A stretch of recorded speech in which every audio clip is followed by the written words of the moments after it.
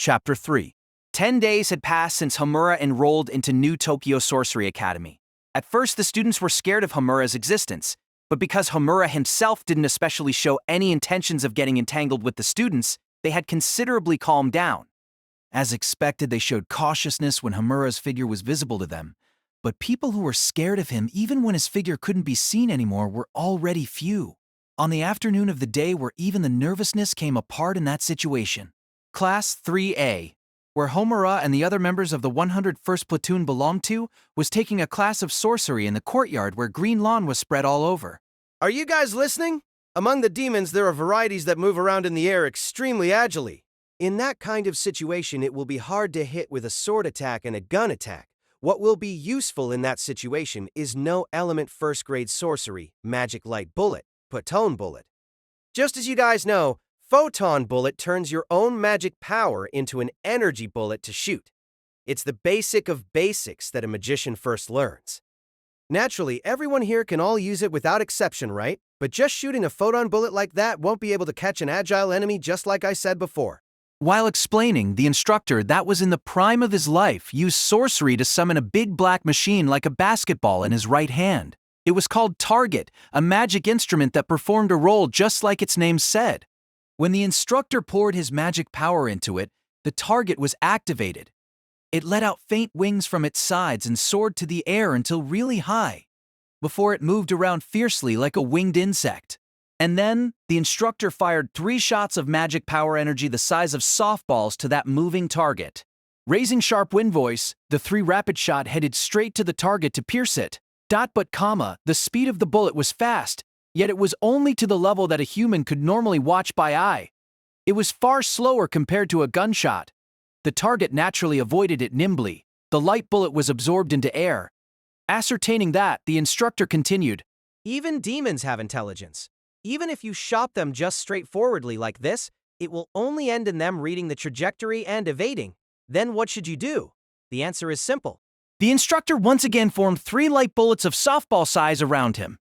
And then, similar with before, he shot 3 rapid-fire aiming at the target in the sky. The light bullet from before flew straight forward. But this time, it was different. The light bullets wriggled like a snake in the air, drawing complicated trajectories approaching the target. They moved around left and right while holding back the target. The target moved about in confusion as if being lost of where it should escape from the movement of the bullets. In the end, after the target flew to the right, evading the first bullet, it was aimed and hit by the remaining 2 light bullets and got scattered in the sky. Got it? You just need to chase if the opponent runs. Because photon bullet is a simple sorcery, it's a convenient sorcery that can be controlled finely like this. No matter how much able you are in handling 4th grade or 5th grade grand magic, magicians that cannot skillfully handle this basic sorcery will die soon on the battlefield. That's why if you treasure your life, get better in using this photon bullet competently as the first thing. If you can do efficient shot simultaneous manipulation, this magic will become something usable enough even on the battlefield. Yo, you were telling us to calculate the trajectory of 5 tracking bullets alone? If you become top class, then this is a sorcery where you can simultaneously control 10 shots. It's not something particularly difficult. But I'm not going to tell you guys to suddenly control 5 shots at the same time. So don't worry. First you start from 3 shots. If it's just 3, then even you guys can do it. After all, the Academy put together this curriculum so you can do it. Saying that, the instructor lifted up the cane-type arms he held in his hand to the sky. Thereupon, the sorcery core embedded at the center of the cane shone, automatically activating the sorcery that was registered as the class's use. In front of every single student that received this class, similar targets like before were summoned. Those targets are all set on a movement level that can be shot down if you can compromise the range of 5 pond bullets simultaneously. First, your assignment is to shoot down this target. Those who can do it can go home for today. Those who cannot will stay behind until they can. Understand? Yes, says. The students returned back a reply that wasn't filled with any enthusiasm at all towards the given assignment. No, there were also people who properly replied, though the majority was languid, so their reply was completely drowned. There were a lot of foreigners that lost their birthplace taking refuge in Tokyo Life Sphere, so the races of the students were also in great variety, but the lowness of their motivation was generally shared. But there was one person with motivation that was even lower than them who were like that.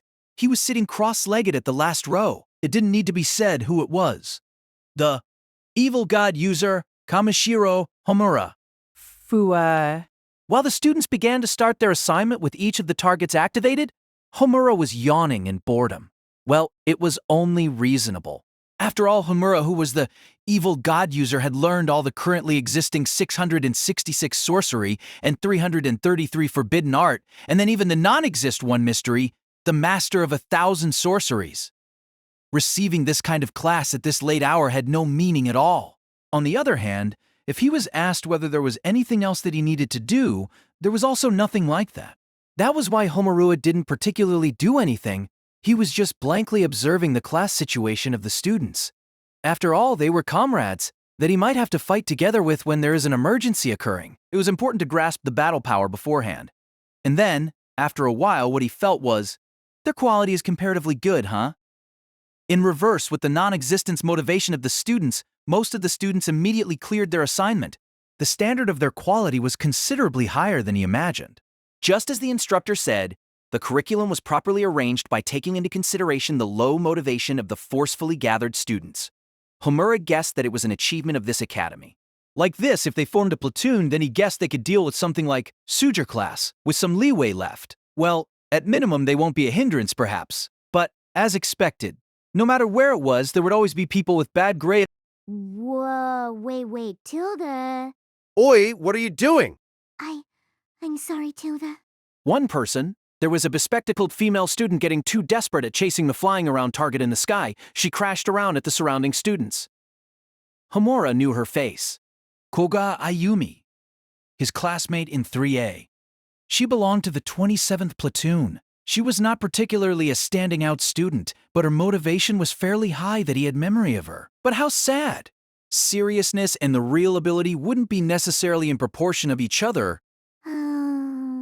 Ayumi was manipulated by the target. Since some time ago she was already shooting several dozen shots of photon bullet, but she was toyed by the target's movement that moved around to the left and right and couldn't even graze it. On the contrary, when she was chasing with her gaze the target that was swiveling round and round as if ridiculing her, My eyes is turning Tilda. dizzily, her eyes ended rolling around. Her unsteady gait was staggering. She looked like she was going to fall even now. What a sight! I guess this is what people called a sight that one cannot bear to see. Homura sighed while standing up, and then he approached Ayumi. Looks like you were having fun by yourself, huh, Koga? Just like that, he supported from behind the slim shoulder of the girl who almost fell behind on her butt. The moment she was going to say thanks for the support and turned her neck behind, Ayumi's expression froze. That was because the one who supported her was the man that was a pawn of evil gods, or so the rumor said. The big eyes behind the glasses opened so wide it couldn't possibly become any wider. The slim shoulders were trembling clatteringly in fear. Well, this is the normal reaction. It was just the girls of the 101st that were too understanding. The emotion the majority of humans harbored towards the evil god user was fear. It could be said to be reasonable. No matter how he had saved the world, the power of evil god that he used at that time was something that was excessively ominous after all. That power's ominousness was no different at all with demons. It was only natural to fear. It was inevitable to cower. Even Homura wouldn't blame anyone for that after all this time. However, he didn't plan to turn back without doing anything after already thinking that he couldn't bear to look and calling out like this. Next, try to do it after taking off your glasses. It's fine already, so just try it. Saying that, Homura took away the glasses from the scared Ayumi, who didn't understand why she was catching the eye of the Oh, this glasses minus is severe, eh? My eyes are really bad, so that's why, that turn it, please. If I don't have that, it's hard to see the target. But Homura put the glasses he took on himself, putting it at a place where the girl couldn't reach. Without answering her demand, he said it one more time. It's just right if you cannot see well. Think that you got tricked and just try aiming without glasses. Yes. Reluctantly, she looked up to the sky with her blurred eyesight and faintly caught sight of the black shadow floating in the vaguely cloudy blue sky. But It was fine that she could get sight of it, yet she couldn't properly see it. What she could see was just a blurred black. She didn't understand the detail of the movement. Because she didn't understand the movement, where it was going to, she also couldn't chase it with her eyes. Like this, there is no way I can hit it, you know. However, Homura didn't seem like he would return the glasses until she tried once. That was why Ayumi gave up chasing with her eyes. For the time being, she would just make sure she didn't lose sight of the shadow. She didn't focus her eyes, widened her field of vision. For the time being, she would at least settle the target in her field of vision. After all, that was the limit of what she could do with this blurred field of vision. But, mysteriously, Ayumi noticed. Doing it this way, she could see the target's movement well. And then that realization was correct. If asked why, that was because the photon bullet that Ayumi fired next easily shot down the target, as if her hard fight before was just a lie. Little lies. Why? Unable to believe what she had just done, Ayumi was dumbfounded. Towards that girl, Homura returned the glasses he stole while saying, Even though Koga's sight is bad but your kinetic vision looks quite good. But because of that you chase the target too much with your eyes. The trick to hit target with quick move using guided missile is not to chase the target's movement, but to have a wide field of vision and settle the target inside your sight. And then, matching the target's movement, it's not you that move, but you create the image of the target's movement to calculate the photon bullet's trajectory. If you do that, you don't even need to move your eyes. The whole body is visible, so the manipulation of the guided bullet also becomes easier. You got that? When Homura asked that, Ayumu nodded even while showing her confusion. Yes. Good child. Well, actually, it's inefficient at the point you are using something like guided bullets.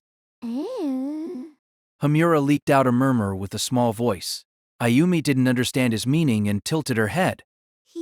Somehow I'm surprised for that infamous traitor Meigosi. Suddenly at that moment, a bright voice of a girl came from behind. When Homura turned back, their two female students were in the middle of walking here. A short-haired girl that looked lively with strongly bright eyes, and a tall and good-postured girl. Homura compared the two's faces with his memory of the class register. The short-haired one was Anna Dronin. The tall one was Rosalind Wagner. Each of them could boast of steadfast popularity. Anna with the boys from her lovely appearance that was popular with men, and Rosalind with the girls from her neutral and dignified look that was like Takaratsuka actress. They were the central characters of 3A. And then the both of them were also in the same 27th platoon, like Ayumi as members. Anna-chan. Rosalind-chan. Yee, Kokuchi. When your glasses was taken away suddenly, I thought that surely this is bullying, but it looks like it's nothing like that. Right. There is no way a sexy guy like this is gonna do something mean to a woman you know.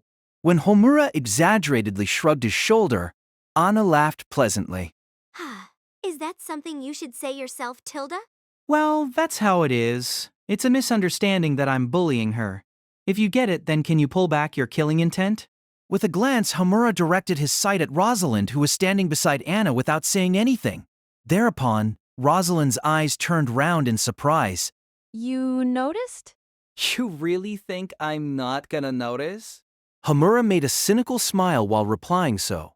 Just as he said, since a while ago Rosalind, saying it accurately since the moment Homura approached Ayumi, she had already prepared to assault Homura immediately if he tried to do something. It seemed the person herself intended to completely cover her killing intent, but Homura properly noticed it. It was just that she was an opponent that he could handle, even if she assaulted him without even moving a fingertip of his body, so he didn't get cautious at all.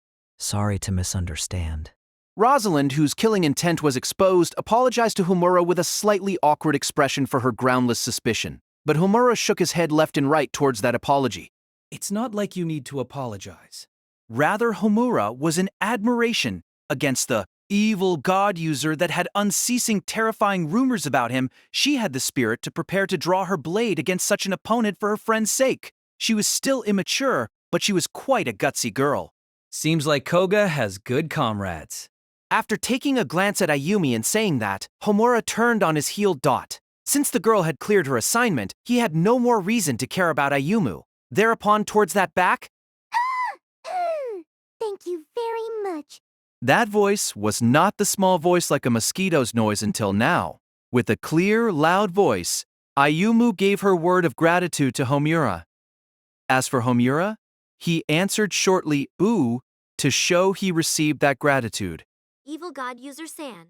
After this, we have patrol duty together at the border, so today is no good. But if it's okay with you, can you go for some meal together with us next time? My interest in you is a little picked up. Well, if I feel like it at that time. After vaguely setting aside Anna's invitation next, Homura left that place. When Homura returned, until the spot where he was at before, Ah, master. This way, this way? Chikori was hopping in place like a dog that had no calmness while waiting for him. What is it, Chikori? It's fine, just look at this.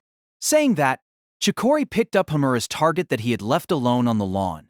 There she put her magic power into it and activated the target. And then when she let it go into the air, she formed a photon bullet the size of a softball on her chest. Until that point, there was really no difference with the other students. But after that, Chikori did something different. The girl pulled out the photon bullet's floating power and it fell down naturally from her chest. And then when the ball fell until her knee, Shoot! she swung her well-trained leg and kicked the light bullet with all of her strength. She did that with her leg strength raised due to her hero skill called Peerless Herculean Strength. The kick with overwhelming impact power became the driving force of the light bullet just like that. That speed, that was like supersonic speed surpassing even the speed of a rifle bullet, pierced the target with speed that even its evasion movement couldn't match, bursting and scattering the target apart. Nodding at that result satisfiedly, Chikori rushed to Homura's direction with pitter-patter step, and just like that, she hugged at his arm. It's awesome, right? Now I've become able to use this technique Master taught me. Honestly, Chikori had nothing to be criticized anymore in the attack power department, but it was artless to have her just swinging her arms around, so as the person that took the role as her teacher, Homura taught Chikori several techniques that combined her extraordinary physical ability and sorcery. What Chikori had displayed to him just now was also one of the techniques Homura taught her as a long-range cannon. And then, regarding sorcery that was mixed with Hamash technique, like this, Chikori possessed an extremely good memory for it. It was not only because of her physical ability due to the turtle's Herculean strength. Surely from the beginning, Chikori had a good physical reflex. And then, each time she showed that she had learned one thing, Chikori came to Homura looking for that as her reward. Coming for a reward, and then she stared fixedly at him, begging. Pet me. Pet me, like that. Seemed like because Homura petted her head after her battle with Sumika, it had completely become a habit. Well, today was a practice for homing bullets, so no matter how one thought about it, she failed in her assignment, but That's amazing. As expected from my disciple. violently throwing away his guiding role as a teacher, Homura petted Chikori's head roughly. Coo. N. She might be feeling good or happy. Chikori pleasantly cooed from her nose. Each time he petted her, her small ponytail moved actively like a dog's tail. Since the case of that duel, Chikori had completely become emotionally attached to Homura. He had a feeling like she was clinging too much to him. But Chikori herself didn't seem to pay it any mind, so Homura too didn't particularly worry about it. After all, being adored this much didn't feel bad for Homura too. But there was a person who harbored dissatisfaction towards those two that were close like that. It was Sumika. The girl stared at the twos frolicking from a distance while making a small sigh. Dissatisfaction, was it? How nice, Chikori-san. It was envious. How Chikori could come in contact with Homura that close. She too wanted to come into contact with Homura in a distance that close. However, Nah? What's wrong, Hoshikawa? You keep staring this way since before. You got any business? No, I'm not looking or anything. It's just your feeling. in a huff, Sumika immediately averted her gaze from Homura. In regards to this, it always turned out like this. She couldn't look Homura in the eyes. Her cheeks heated up when he was looking at her, and she became unable to calm down no matter what she did. And then, she didn't want herself to be seen like that, and completely looked away. Yet, when he didn't look in her direction, she would then stare at him for a long time. She was seriously ill. Such a times when Sumika sighed like this had increased a lot, sighing deeply for who knows how many times already, she thought. As I thought, this feeling is love, I wonder. After checking information in books and other sources about this symptom, then diagnosing it objectively, the result was positive. However, there was also aspects that didn't ring true. She idolized Homura, but the time she was together with him hadn't been that long. In that short time, was it possible for her to like the opposite sex as the opposite sex, she wondered? Sumika until now had received confessions several times because of her great looks, but she had never fallen in love with someone else for herself. Naturally, she had also never gone out with an opposite sex as a lover. That was why, this feeling that scorched her chest. Was it adoration? Or was it really love? No matter what, she couldn't come to a conclusion about that. But there was a feeling in her that could apply whether it was adoration or love. It was, I want to become closer to him. Her feeling that wanted to be close to Homura. Sumika thought, what should she do to shrink their distance even closer? At this kind of time, it was better to start a conversation with some common topic. But, Homura-san, how about we have a discussion about why the people of Hyperborea perished? I'll get rejected. This way was a dead end. It was too lacking in sex appeal. Then should she try to ask if he remembered her from before? However, if he didn't remember even for a bit, it would be quite sad. Looking from how Homura usually was, that possibility seemed to be high, that it made Sumika nervous. Looking at Chikori-san, Homura-san, does he like dogs, I wonder? If she tried to approach him innocently like that, would she be able to get close to him unexpectedly easy? Wow, one. If it's Sumika-san, I think it will be cuter to mimic a cat instead. Kia! Suddenly having that whispered into her ear, Sumika jumped on the spot. The owner of the voice that was behind her without her noticing they were. Shiori-san! Yo, you heard that? I don't really hear anything. I'm glad. How nice, Chikori-san. I only heard from around that part. Doesn't that mean that you have already heard almost everything then? You? Do you like someone like that? Feel you. Sumika's breathing stopped from suddenly getting a pinpoint hit like that. And no, I don't like him or anything. It's something like idolizing or error. She herself didn't understand well about it, so Sumika's words were ambiguous. I love him, you know. Though I hate him almost as much. Yes? That was, in short, which one was it? Shiori made a smile that had a hidden meaning to Sumika, who was like that. Well, before long you too will understand. If you are beside that man, you will come to understand even if you dislike it. Leaving behind the confused Sumika, Shiori left the courtyard alone. I wonder what that was just now. Shiori had never tried to interact with other people, whether in the team or class. From Sumika's position too, she didn't have any reason to especially get involved with Shiori as long as Shiori fulfilled her minimum work as the 101st operator, without any shortcomings. Just now was the first time Sumika had a conversation with Shiori outside of a briefing. Well, it's just that I don't understand too much of what kind of person Shiori-san is, though. But there was one thing she knew. From the conversation on the day of that mock battle, she had thought about it somewhat, but there was already no doubt. Shiori and Homura had a relationship that she didn't know about. She'd guessed that most likely they were old acquaintances. She didn't understand what kind of relationship that was. However, for some reason, it feels like I'm the only one who got a late start. When she looked at Homura's figure that was frolicking with Chikori from afar once more, her feelings became bleak. If she knew that it would become like this, she would have learned more about fun things in the past. If only she did that, she might have been able to invite Homura to have fun more carefree like what Anna did just now.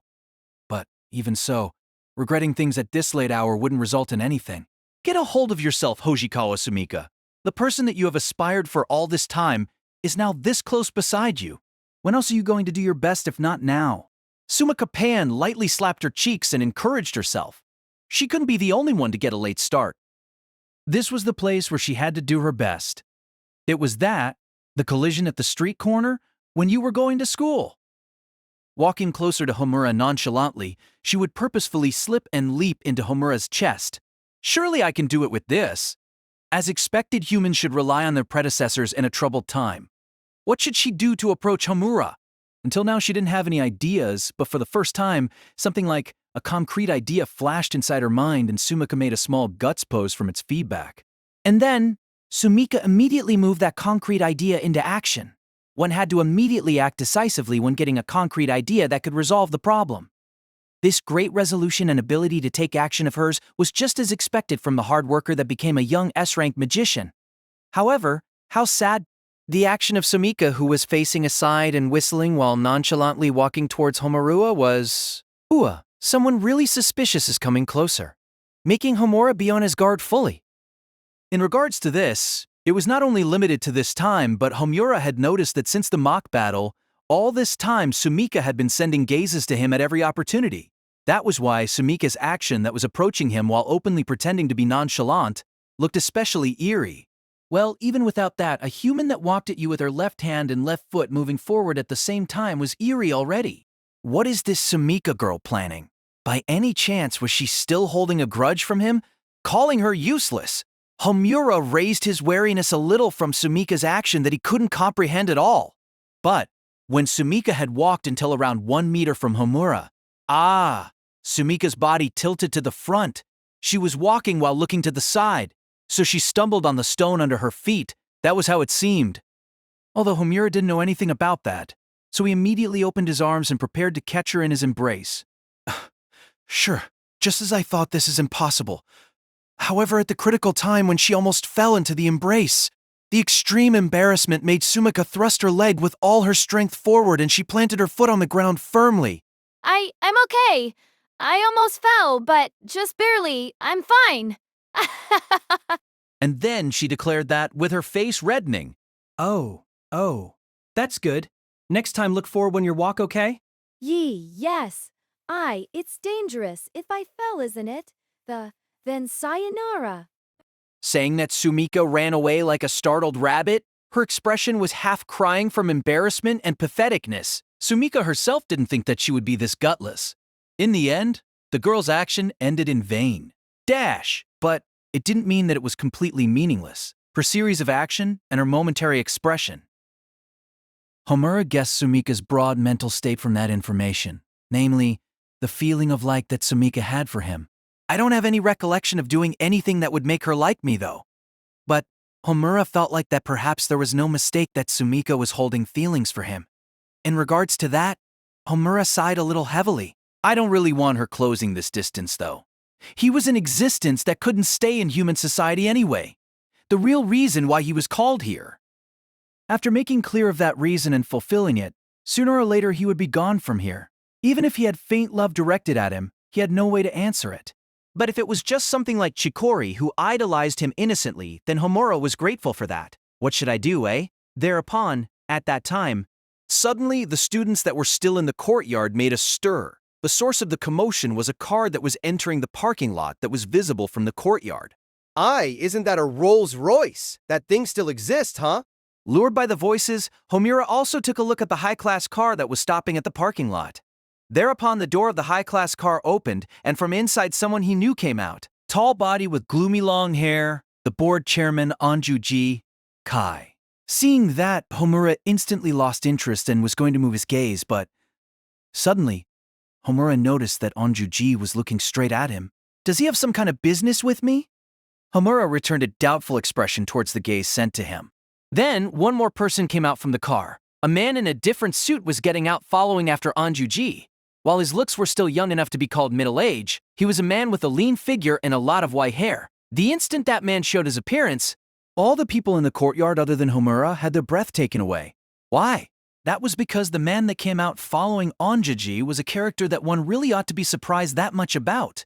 The silence that came from the surprise was immediately changed into stirs, like why is that person in this kind of place? Or just what in the world is his business here? And then inside that commotion, the man accompanied Anjuji and straightforwardly headed to the courtyard, towards where Homura was. Homura obtained a single conviction from that sight. I see. The one that called me is you then. That's the reason Kai became the intermediary. Before long, the man with a lot of white hair arrived in front of Homura. When looking at him from near, there were a lot of wrinkles on the man's face. The color of the man's lips were also bad.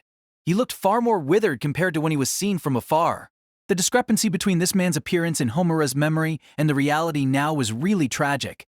But even so, that man made a truly happy smile on his tired face in front of Homura. Long time no see, Homura-san. The man gave a respectful bow and greeting. That conduct and voice were filled with deep gratitude and respect from the heart towards the young man in front of his eyes. On the other hand, Homura too. Yeah, it has been 5 years since I last met you two temporary representative Kinagasa. Returning his greeting towards that dear acquaintance, Homura stopped his sentence once from him mistaking the man's position. Temporary representative. The man was called so in the past. Right now, you are the Prime Minister, aren't you? That's right. That was the true identity of this slightly withered man, the 99th Cabinet Prime Minister Kinugasa Yoshinori. Homura and Kinugasa, as well as Onjuji, moved from the courtyard in order to change the place of their conversation. The place they chose for the conversation was the board chairman's room. Along the way, Kinugasa first expressed his gratitude to Homura. Homura-san, thank you very much for answering the sudden call from such a faraway place. Really? I thought just what it is at the day I suddenly got told to enroll into a school. Well, I already thought that there must be something hidden, but who would have guessed that it was Japan's highest big shot himself that directly called me here? Now Homura understood why Onjuji's mouth was sealed shut. But is it okay? If you come meeting me directly right in the middle of the day like this, those world government guys won't shut their mouth, right? That question was a natural concern. He was the evil god user that had the brand of Twente pushed on him and was exiled by the world government.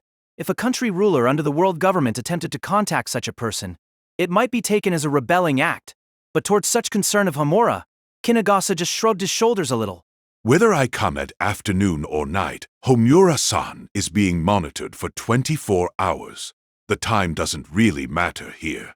Besides, the scoundrel that annihilated the innocent China Union Army had entered into the Tokyo life sphere that is the jurisdiction of Japan government.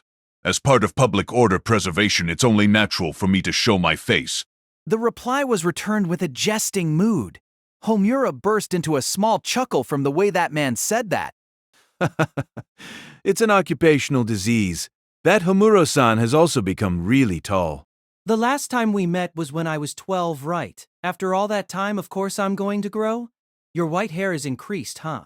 Doing things one is not suited with is something tiresome. Saying that, Kinugasa showed a tired smile. But Onjuji gave his honest opinion about those words from the side.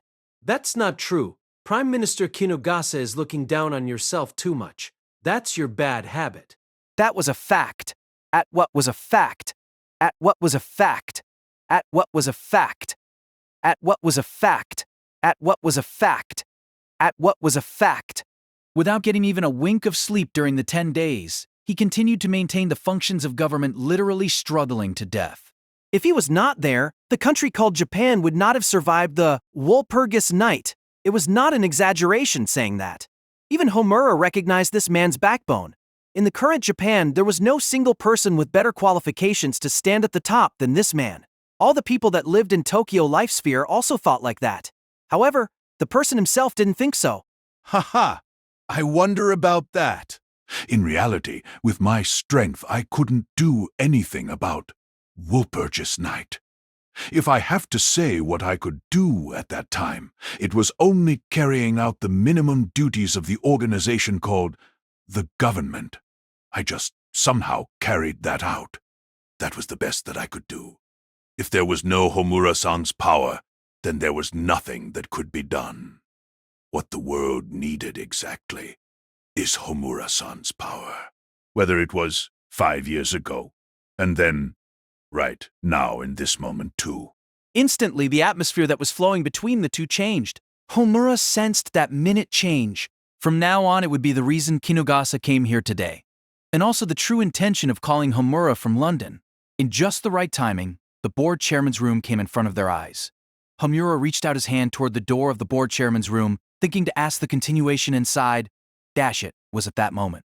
Suddenly, the two other than Homura raised a choked-out scream. Their faces paled while backing off from the door in retreat. What is it? Homura floated a question mark on his head towards the two's action. In contrast, Onjuji, who had cold sweat on his forehead, gave a reply in bitter feeling. How envious to be unable to sense this ominous aura. Now that you mentioned it, Homura-san is not good at sensing other people's magic. Power, isn't it?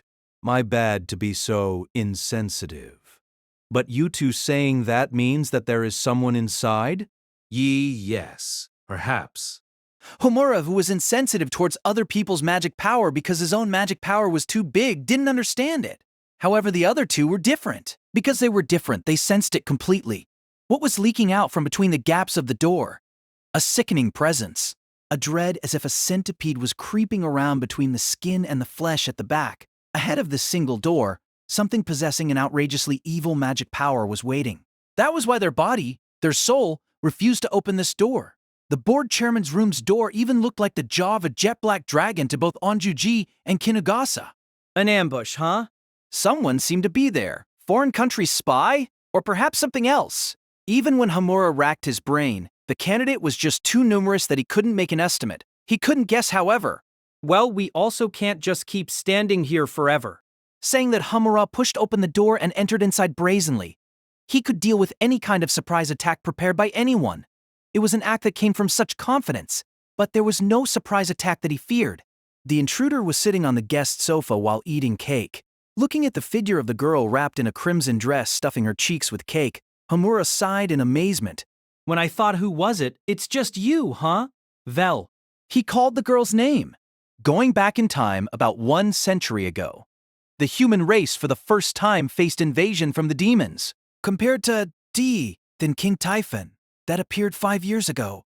It was just a general class demon that was similar with a small fry, but the human race at that time still didn't know of sorcery and didn't have any way to oppose the threat. Because of that, the human race was cornered in the blink of an eye and made to stand on the predicament of ruin on one occasion. However, at such a time, the human race was visited by a turning point. That was the encounter with the person who introduced himself as the Man of Darkness. The person who is able to perfectly decipher this book will obtain the technique to make even God follow his will.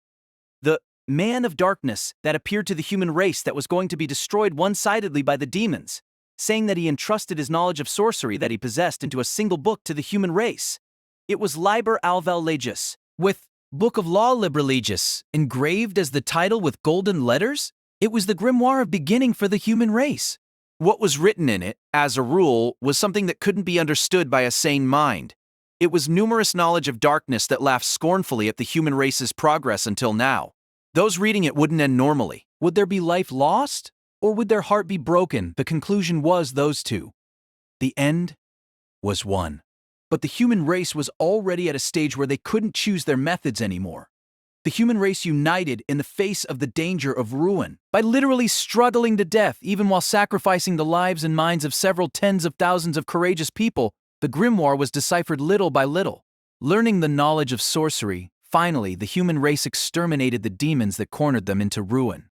However, in actuality, what the human race at that time could decipher was an amount that did not even reach 10% of the whole Liber Legis. That was because the knowledge written in Liber Legis was just extremely too unintelligible and evil. But in this world, there was only one person, a human, that completely deciphered that man-eating devil book. It was none other than the evil god user Kamishiro Homura. And then, Liber Legis that had all the knowledge it possessed divulged by Hamura. Since then, it swore absolute allegiance to the evil god user, accompanying him as his weapon. Sometimes it was a sword, sometimes it was a shield, and other times it took the form of a girl. The crimson girl Vel in front of his eyes was that kind of highest rank grimoire and the weapon of the evil god user, the personification of Liber Legis. Just when I thought that I hadn't seen you since morning, you were lunging around in this kind of place. Because we returned back to Tokyo Life Sphere, so I have to eat Coffee Mansion's cheesecake. I also have Master's portion. I ain't asking you that here. Then, Master doesn't need it? No, I'm not saying I don't need it. Later I'm gonna eat too, so leave some for me. What I want to ask is about why are you purposefully eating here? Because this place has good black tea prepared. Without any reservation, Vel replied back with an unconcerned tone like a machine. Somehow, to keep asking her like this seemed silly. Hamura sighed deeply once more. From behind of Hamura that was like that, Kinugasa, who guessed the situation, showed his appearance and greeted Vel. I say, it has been 5 years too since I last saw you, Vel-san. No, or should I better call you the Crawling Chaos? What Kinugasa said was the nickname of a certain evil god. That was what Homura dug up and exposed when he was in the stage of deciphering Liber Legis, the true identity of the Man of Darkness that taught sorcery to the human race that was almost ruined. Of course, a shameful fact that humans survived due to the knowledge obtained thanks to an evil god was hidden in secret. People who knew about this truth were mostly non-existent. But just saying that it was not known meant it was a fact that couldn't be falsified. And then, Liber Legis was the knowledge of that evil god turned into the shape of a book that was handed out to the human race. Therefore, there was no mistake about the fact that Vel herself was also... That title is correct to represent me, but it's incorrect as my given name. I am here as Liber Legis due to the order of me. That's why I'm the mere Legis. I'm not anything else than that. Then I'll call you Vel-san. So Vel-san also came back to Japan then? Naturally. I am Master's sword and shield. I'm always together with him. I'm different from you all that only used Master without helping in return. Suddenly, a thorn appeared in the emotionless and machine-like tone of Vel. While it was calm, it was a voice tone that conceived extremely strong rage. Blood drained out from Kinagasa's expression, hearing upon that voice tone. And then Kinagasa understood at the same time. The dread he felt just now. It was the hostility this girl directed across the door. Vel, stop intimidating recklessly like that. No, Homura-san. It was exactly as she said. Homura warned Vel of her blunt threat, but it was none other than Kinagasa himself that interrupted Homura. Why? It was because Kinagasa himself also regretted from his heart the ingratitude that Vel frankly said to him. While we had our lives saved by you, we didn't protect you from the malice of the United World Government. And then we are all nothing more than weak-minded people, except a really small part of people who had their life saved directly by you on the battlefield. Most of the human race thinks of you as a traitor. They didn't even doubt it at all. I really think that it is truly inexcusable. Kinugasa apologized from his heart towards the hero whose power was unreachable by them and had the brand of traitor pushed onto him. However, the person himself, Homura, didn't even want any apology or anything. I don't really care about that. The one who said that is fine like this is also me. When Homura said that to turn down the apology, he glared at Vel that was blaming Kinagasa with a severe expression. Vel, you too, don't say anything stupid.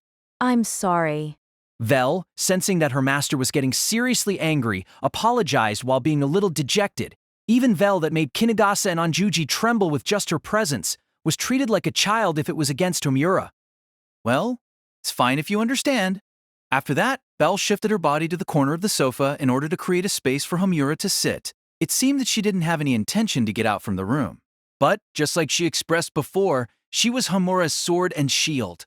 If Homura getting called to Japan was because of a situation that couldn't be dealt with except by Homura, and Homura was going to give his cooperation, then she was also not unrelated to this. That was why Homura didn't chase out Vel outside the room and took a seat beside her. And then, he asked Kinugasa who stood at the entrance. Rather than things like that, just cut it out and say what you want to say. The reason you called me out here. Against Homura's question, Kinugasa took a deep breath once. I understand. Saying that, he also entered inside the room and took a seat in front of Homura. The background of why he called Homura through Anjuji. Right now, something terrifying is going to happen inside the United World Government. Something terrifying? 1-year plan. That's the name of the project.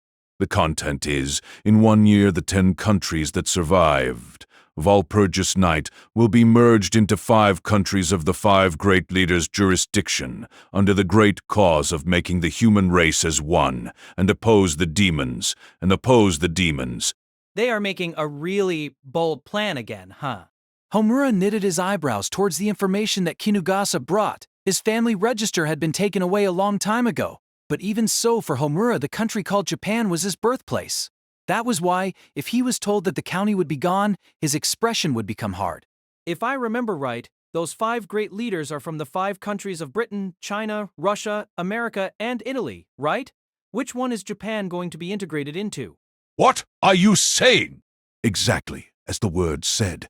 It means a one-sided exploitation. Japan's government will be completely dismantled, and our sovereignty will be transferred to China Republic Union. There is also the arrangement to restitute the property of the people into the country's treasury temporarily. What will be left to us are only unfairness of heavy tax and food rationing. Well, after all, our relationship with our neighboring country is not really good. Saying that, Kinugasa smiled bitterly. Surely right now he was thinking that the relationship didn't go well since Walpurgis Night was because of the ineptitude of themselves, the politicians. But Kinugasa immediately drew back his bitter smile and continued his words with a serious expression once again. However, such things are only a small matter. The biggest problem is the difference in ideology between China Republic Union and Japan. China Republic Union is a country that imposes widely despotic government that doesn't allow democracy. Naturally, the integration between these two countries won't go smoothly. In regards to this too, we can anticipate an extremely large opposition. Because of Japan's tolerant stance towards any kind of sect, there are various sects of the refugees here. However, under the great cause of uniting the human race to face the demons, the world government planned to carry out this, but a result produced from such a one-way just cause will be a river of blood and a mountain of corpses due to oppression. Water and oil wouldn't mix, no matter how much they are stirred together. Then what should be done? Nothing else but to abolish one side until there was not a single drop left. When people held in their hand a selfish great cause, they could become even more cruel than a demon. For that reason, Kinugasa was so provocative. I want to stop this reckless development. Not just me. The countries other than the 5 great leaders and also Britain's Reformation faction force showed a strong opposition towards this one-year plan. But Kinugasa's expression clouded after saying until that far. However, our power is insufficient with only us. In the first place, when the United World Government was created, it was a group that was formed from the 5 great leaders, which are the 5 countries that possessed the most surviving force remaining. It's inevitable that the other countries' power are all falling behind them. I see. After hearing that much, Homura too opened his mouth. By doing that, it would compensate for their inferior strength. That was how Homura perceived Kinugasa's thinking. And then Vel, who sat beside Homura, also had the same conclusion. Vel narrowed her eyes slightly while strong hostility drifted in the air. She glared at Kinugasa. However, no. What I want is something completely different. Kinugasa denied it straightforwardly. What I want to ask from Homura-san is something that is completely the opposite. The opposite? Yes, I don't want to enter Homura-san under our affiliation. We want to enter under the affiliation of the evil god-user Kamishiro Homura. And then I want to destroy the organization of the 5 great leaders, and for you to become the king of the new political administration.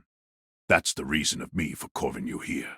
That was the true motive that Amora was told. Hearing that, as expected, even Hamarua was dumbfounded. He said that he wanted him to become king? Hugh, are you sane? Homura reflexively voiced his doubts frankly.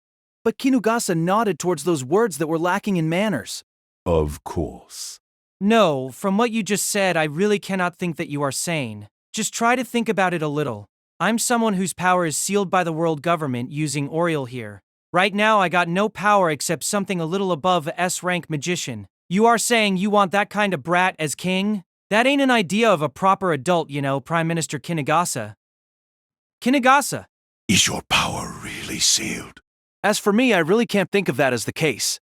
Against, at best, just those Philistines of the 5 great leaders, you, the evil god-user Kamishiro Homura, are bounded? That's really completely unimaginable. Even though you are the magician that binds even gods. Now then, I wonder about that. Homura evaded the question. On the other hand, Kinugasa added even more of his words. Besides, there is also no problem in your age. This is a matter about soul. The real problem is, on top of the existence of the demon's threat, there is a necessity to unite the human race as one. But the 5 great leaders don't have the capacity for that. Unity due to coercion or the likes, it's nothing more than a sham that would immediately break down. What is needed is a king with a noble soul that can guide all the people. An existence of an absolute leader, one that anyone can see a dream on that back, and also one that can make people think for themselves to follow that back. Homura-san. From among the people that I know, it's only you who are worthy of that. You really got a too high opinion of me. It came to nobility, huh? Thinking that Homura floated a wry smile in astonishment. He didn't hate it to be praised, but it gave him the creeps to be flattered that much. Just what in the world is your basis for thinking like that? I really want you to tell me by all means. After all, next time I'm going to use that reasoning, not at a man, but at a woman as a pickup line. When Homura returned a joking question like that, Kinugasa didn't reply immediately. It was as if he was hardening his resolve for a while. After Kinugasa closed his eyelids, he finally began to form his words. Why he supported Homura, the basis of that. Instantly, all emotion slipped off from Homura's face. The single memory that ran through in his mind. The fresh blood that stained the new snow. The corpses of his comrades that fell down like decayed trees. The coldness of the heterochromiagold and silver ominous eyes looking down at that, and the sensation of the life of an important female, spilling over from the embrace of his two hands. Everything of that day was vividly resurrected. Compared to the cruel ordeal that was imposed on you at that battle, something like Walpurgis Night didn't even enter into that ordeal. But you fought to the bitter end. I know about that noble way of living. That's why it— Stay quiet. Homura's spoken words instantly froze Kinugasa's throat. After all, the killing intent of a drawn sword was filled in that tone. Homura covered his face with his right hand as if enduring a headache. With a sharp look, he glared down Kinugasa from the gaps between his fingers. To point at a battle that made him lose all his irreplaceable comrades, as noble was not a joke. After all, since that day, there was no day where he didn't curse at his own powerlessness. Homura's intimidating pressure was incomparable with Vel's pressure before this. It made Kinugasa's whole face paled in terror. He quickly lowered his head and apologized. That was why Kinugasa didn't aggravate Homura more than that. Rather than that, there was another party that should be blamed more than him right at the side. Kai, you were the one that blabbed your mouth, huh? Saying that, Homura glared with angry eyes at Onjuji that was listening to the conversation of the two. Is there something wrong with that? Is there something wrong with that? Your ass. Onjoji's behavior, that didn't even look guilty, really irritated Homura. The reason for that was the nature of the corps called Burning Corps. The Night Order Without Borders officially protected the civilians that didn't have any means to fight from the threat of the demons. They were a virtuous mercenary group made up of magicians, but however the threat against the civilians came, not only from the demons, the knowledge of sorcery that the Man of Darkness brought about saved the human race from ruin, but at the same time it also left behind a spark of fire, for that led to the new culture of the human race's wars. After escaping from the threat of ruin, what occurred after that was the scramble between countries for grimoires where knowledge of sorcery were written, starting from Liber Legis. Their war carried out violence, not to mention towards the enemy country. It was also not rare for a country to perform experiments of cruel sorcery using their own people.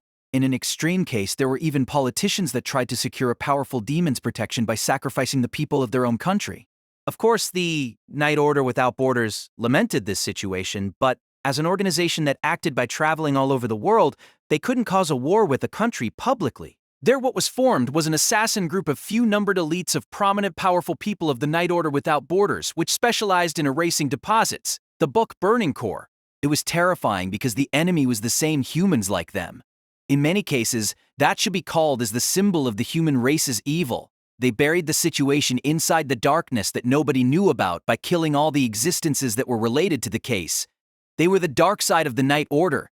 Of course, because of that peculiarity, originally the name of the corps shouldn't even be spoken aloud. Despite so, just what in the hell was your intention? Homura pressed his question, but in regard to this situation, even Onjuji's side had his own reason. It was nothing particular. He is the person that is in charge of this country. He is in the position where he should know about the truth. Ain't it the ironclad rule for the Night Order Without Border to not support any country? That Night Order doesn't exist anymore. They were annihilated in the battle against Demon King Typhon. Even the survivors had returned home to their exhausted motherland, or to the refugee of their ruined country, doing their all for their home. I too am the same. Since the Night Order didn't exist anymore, they did the best of their ability for the sake of their birthplace. If he was told that, even Homura couldn't condemn Onjuji. He clicked his tongue and stopped. Looking at that displeased Homura, Kinugasa, who was glared down by Homura just before, raised his voice one more time. Omura-san, I will apologize as many times as needed if I made you feel bad. However, no matter what, your strength is necessary for this world. Please, can you think about it?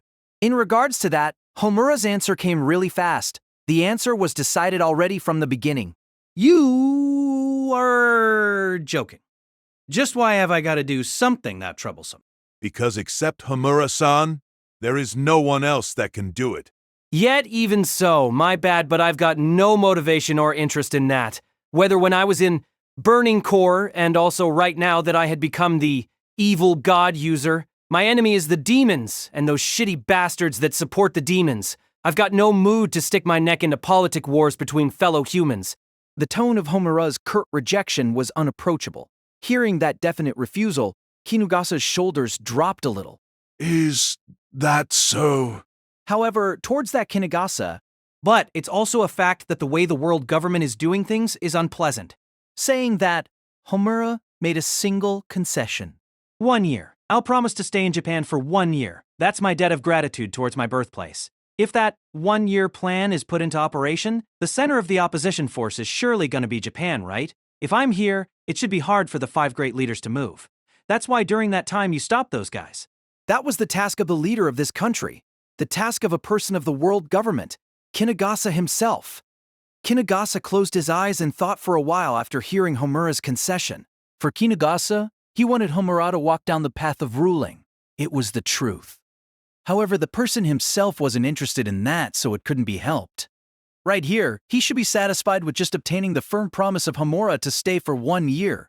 Currently, a great variety of human races and sects were gathered in Tokyo life sphere. Perhaps it was even fine to say that it was the best mixed state among each country's life sphere. Just as Homura said, there was no doubt that Japan would be the place where the strictest oppression happened due to the 1-year plan. Homura didn't have any wish to get involved with political wars, but on the other hand, he was also not a human who wouldn't drive away the spark of trouble that was going to happen. Based on that, the matter of Homura continuing to stay in this place had a big meaning. That was why Kinugasa accepted this as adequate. That's enough. We will somehow do it with ourselves. Right. You do that. After all, government is the adult's job. Right when Homura made a frivolous comment like that, dash, that happened. A piercing warning sound resounded with great volume. That was the sound that warned the people of a demon invasion. Emergency situation occurring. Emergency situation occurring. Today, at 1600, a great number of demons appeared at Saitama. Currently, they are heading to Tokyo Life Sphere going south. The appearing demons are Jerker Class Orc, Goblin, Gargoyle, Harpy, total count 200. Night Class Bicorn, Earth Spider, Wyvern, dash total count 50. Reinforcement requests came from the National Defense Army that is going ahead. All students please assemble at the platoon room immediately. Continuing after the alarm sound, a broadcast inside the school was circulated. Homura knitted his eyebrows towards the details of the situation from the broadcast. They gathered quite a lot, it seems. Right. It's rare for an invasion of this scale to happen. Perhaps they are not just stray, but this is an attack from a demon that possesses influence in the demon world. A troop. If that's so, then there is a possibility of a general class appearing. There was also status among the demons. Night Class, General Class, Demon King Class. When they were classified, it was generally into those 4 classes. And then, if a General Class also came, it was not an opponent that could be dealt with without S-rank magician. That was why Onjuji immediately spoke directly using the speakers inside the school from the line inside the room. This is New Tokyo Sorcery Academy's board chairman Onjuji Kai. I inform all the students. The platoons with evaluation lower than 70 points are unneeded to depart. Only the platoons with higher than 70 points are to equip, air raid, and quickly head to the location. However, the 101st will depart as a special case. That's all. And then Onjuji put back the phone receiver and stared at Homura. That's the situation. I'll have the 101st to go out too, Homura. If I remember right in the document that I got, the 101st Platoon's evaluation was recorded in as 42 points, though? It's obvious that number was blown away already when you entered into the platoon, don't you think? Besides, if we take into account the possibility of general class appearing, there is no way we can leave the S-rank magician Sumika idle here. You are quite right. After shrugging his shoulder looking slightly tiresome, Homura Yo stood up from the sofa, and then he gazed at Kinugasa. Prime Minister, there is also a case of what if. Send a request to those guys of the United World Government for a limited release of Ariel. I understand. I'll make a contact to the 5 great leaders in great hurry. I'll leave it to you, Vel. I know.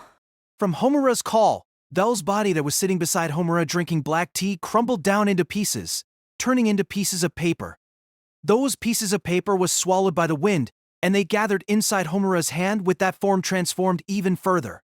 It transformed into a single sword that should be called as solid darkness that possessed no luster. Then I'm going now. And then with an ominous sword that was like darkness solidified in hand, Homura departed to the front line. The enemy of humanity that he should kill. He went towards the location where the invaders from Chapter 4. The prefectural border between Saitama and Tokyo Life Sphere. Because the place had been turned into a city of abandoned rubbles, the trainee soldiers of the trainee platoon that were patrolling with the National Defense Army spread out their defensive line here.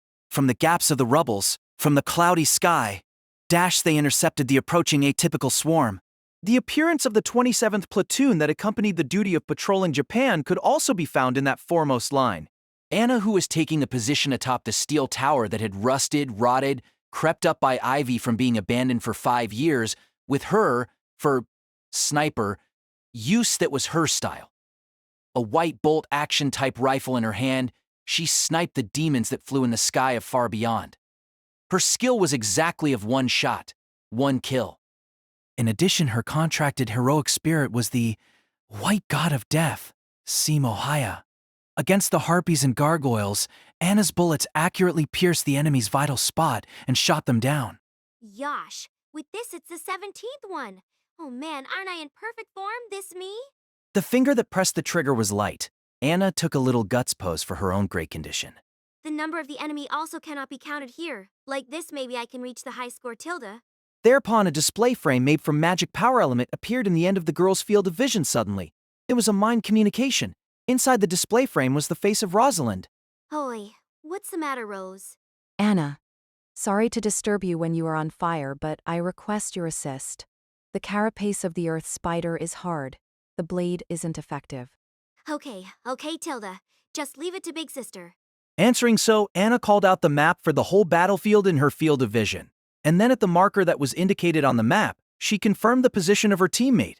Moving her eyes to that direction, using her contracted heroic spirit's heroic skill, Eagle's Eye, she confirmed by sight the situation 2 kilometers ahead. At the end of her sight was Rosalind and Koga Ayumi battling an armored spider with length around 5 meters. That was the target she was asked to assist with, an earth spider. Anna didn't even use the scope. She accurately determined the aim in an instant, dashed and fired a bullet that was filled with a certain sorcery. The fired bullet rushed ahead, tearing through the air. It impacted the flank of the earth spider that currently was going to swing down its sharp blade attached front leg to Rosalind. However, the carapace of the earth spider that was even harder than titanium alloy lightly bounced the bullet. The armor of earth spider that boasted outstanding defensive power, even among the Knight-class demons, would repel even a direct hit of a tank cannon. Something like a rifle wouldn't even scratch it. But that was already calculated. The objective of this shot was not at the bullet, but to hit the sorcery that was attached onto the bullet into the earth spider. The sorcery that Anna entered into the bullet was Earth Element's 2nd grade sorcery Oxidation Charm, Acid Seal. Its effect could immediately be seen by the eyes.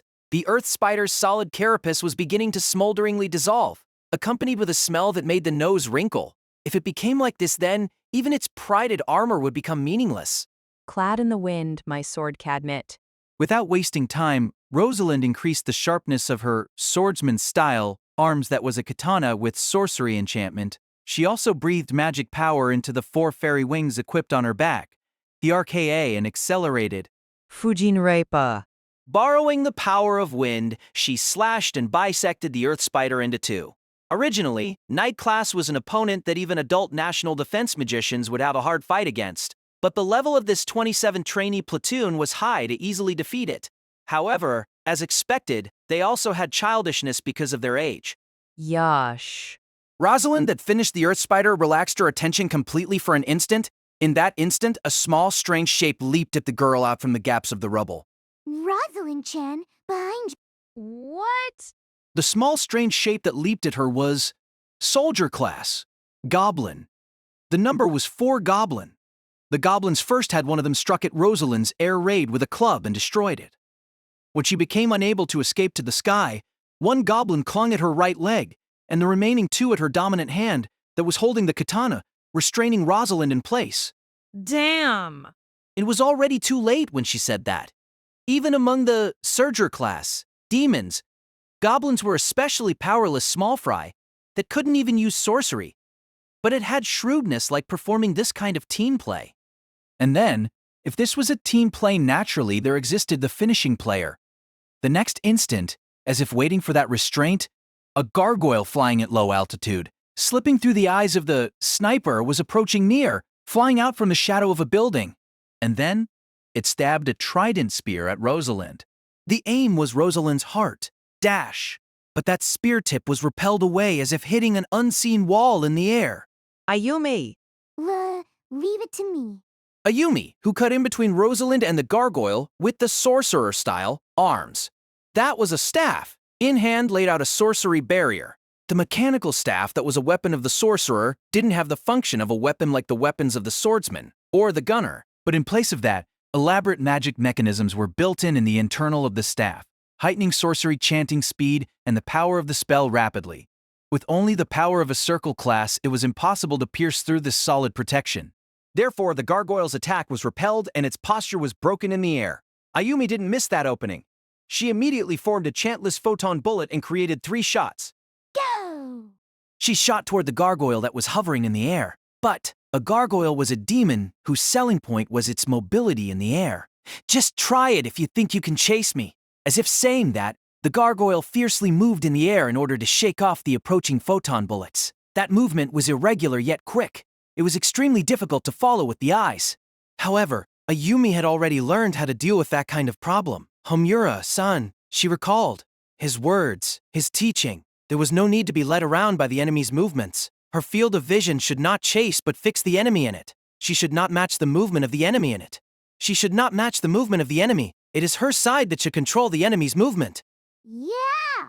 Yelling with a voice filled with spirit, Ayumi let through 3 shots of photon bullet with her trajectory instruction. First was 1 shot. She raised its speed and directed it straightforwardly to the gargoyle. Of course, the gargoyle evaded that, but that was a movement that Ayumi made it do with the first shot. Ayumi had already directed the other 2 shots at the trajectory where the gargoyle was evading. The gargoyle moved by itself into that firing line. Its body burst and scattered apart from the direct hit of the photon bullet. I did it. At the same time, behind her, Hands off me immediately. Gia. Rosalind shook off the goblins that clung at her with all her might and cut them down, setting herself free from the restraints. Rosalind immediately said her thanks towards Ayumi, who had protected her. You saved me. I'll return the favor for sure, Ayumi. Kegaji, nice assist. Anna, who was witnessing the sequence of Ayumi's actions, also sent her praise towards the girl using mind communication. Hey. Hearing those words, Ayumi's expression burst open in a smile. Until now, the 27th trainee platoon was Anna and Rosalind's 2-top. These 2 possessed motivation and ability that surpassed the student standard by far. Honestly, there were a lot of times where Ayumi was just a burden to them. They were together only because they were friends. Ayumi was always feeling guilty for such situation. For that reason, this battle result and her friend's words made her unbearably happy. Thanks to Homaru-san, and then she was going to thank him. Ayumi decided that in her heart. She decided, and she noticed how her heart leaped, that she could converse with Homaru. Won a 27th trainee platoon. You guys really did it, huh? It's rare for a trainee platoon to show this much result, you know. Suddenly, a new communication came to Ayumi and Co., who just repulsed a group of demons. The face that was displayed in the display frame was a middle-aged Arabian that grew his beard. He was the division commander of the Japan National Defense Army's 7th Division that was currently performing the battle. Hassad. Aren't we? It's fine for you to rely more on us, you know. Then, after this help out at the defense here, they are being pushed back a little. That place was the area that needed reinforcements. Anna, who was the captain of the 27th trainee platoon, confirmed it and… Okie dokie. Then we will quickly assemble a… When she was going to return an acceptance reply, It was at that time, suddenly, an emergency transmission with a sound that was like a scream cut in. Mission map point C4. A huge magic power reaction right in front of the defense line. Something is coming. Hearing that interrupting emergency transmission, both Ayumi and Rosaling, then everyone who heard that transmission, directed their eyes at the designated direction. Mission map point C4. Above the sky of that point, there was a distortion. The space was twisted in clockwise rotation. That twisting rapidly swallowed the surrounding space in its distortion without stopping. Before long, the space broke, accompanied by a sound like breaking glass. And then, from the broken space, a strange shape with body size around 3 meters appeared. That strange-shaped figure made Ayumi felt fear and a chill, as if her spine was frozen and being licked by a tongue. In one glance, the figure had an appearance that was near human. However, its lower body had fur and hooves like a water buffalo, and on its back the wings of a bat. And then its head part was a goat head possessing twisted horns was placed there. That look no magician existed that did not know of that terrifying appearance? Baphomet? Someone on the battlefield whispered that name. That was the name of this demon. 100 years ago, it appeared before the human race that still didn't possess sorcery. Its overwhelming power endlessly massacred everything. A superior demon of generic class that possessed preeminent magic ability in the demon world. That's the demon of beginning. What a phenomenal magic power. Suddenly looking at that appearance, the one who was trembling was not only Ayumi, not to mention the other students of the trainee platoons that accompanied the patrol together here. Even the magicians of the 7th Division's country defense were trembling all over their body towards this new threat that appeared, as if the terror of massacre that humanity received 100 years ago was already imprinted in their genetics. However, such a thing was nothing more than a deceptive terror. The human race having a bitter fight against Baphomet is a story of 100 years ago already. The sorcery of the human race has evolved to a farther stage compared to that time. Fight without hesitation.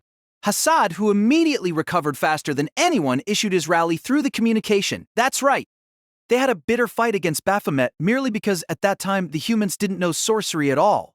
But with liberal a gist that the man of darkness left behind as the beginning, with all the grimoires that the human race had deciphered, the human race had obtained sorcery. And then humanity repelled Baphomet.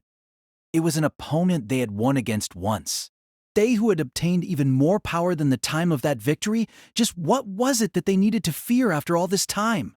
All members that have long-range cannons are to attack at Baphomet all together. Here we go! Yeah! The magicians that had recovered their confidence from Division Commander Hassad's rally flew to the sky using our raid all at once. Ayumi, leave the lookout of the surroundings to us. Ayumi too, join them. Right. Being told that by Rosaling, Ayumi too also filled the air raid with magic power, and then she chanted the sorcery among her repertoire that possessed the greatest range and firepower. A huge magic circle was formed in front of her with size even bigger than her own body.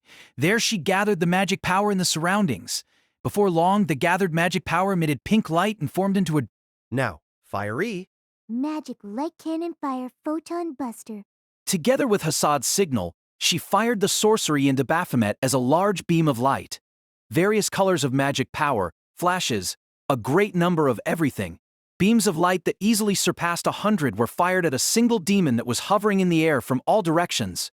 It hit at the same time. Explosion sound that burst the ear and flash that pierced the eye exploded. Most likely it was an attack with the greatest firepower possessed by the whole battle strength here. We did it! Even while believing in their victory, Hassad focused his eye at the dense smoke that appeared. Dash! There, he suddenly saw the figure of the hovering Baphomet. The smoke cleared. Before long, that figure became obvious in everyone's eyes. The most ineffective result from the most firepower they had. Regardless. Lies. Even a single wound. Correct.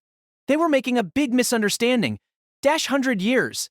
The ones who passed those years and months was not only the human race, the demons too, if they also passed the same time, piling up diligent studies same like the humans, then there was no reason for that difference to be closed. The Baphomet who uninjuredly endured all the firing of the human race showed an active movement for the first time. It pronounced something with a sound scale that humans couldn't understand even when they tried to catch the word, and then the Baphomet slowly thrust its right hand to the front.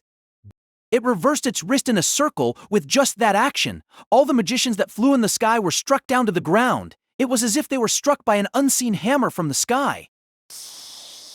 Ayumi was also the same. She screamed from the intense pain of hitting the ochre-colored ground. But even so, she couldn't roll over her body. She thought that she had to immediately stand up, but her body couldn't move. She was being pushed by something from above? No, if it had to be said which one it was the sensation of her gravity being magnified several hundred times heavier. This was gravity magic? It was similar with no element 4th grade sorcery, gravity barrier gravity bind, a sorcery that restrained the opponent by laying out a barrier of supergravity. But whether it's scale or power, it was phenomenal. However, that was only natural. Humanity had only obtained the sorcery for around 100 years.